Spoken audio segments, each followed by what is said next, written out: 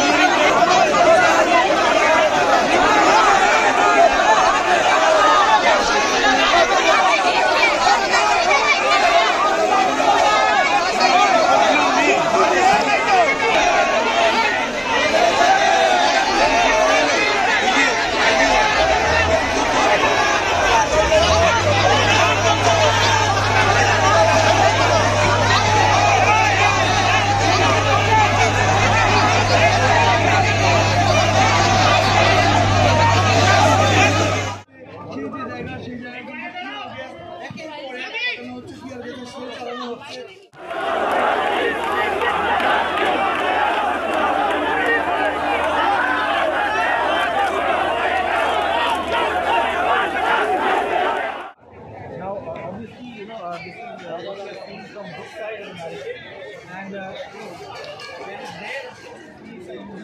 mild lathi charge শান্তিপূর্ণ নেই। আপনাদের এই জমায়েত থেকে এই জমায়েতকে বেআইনি জমায়েত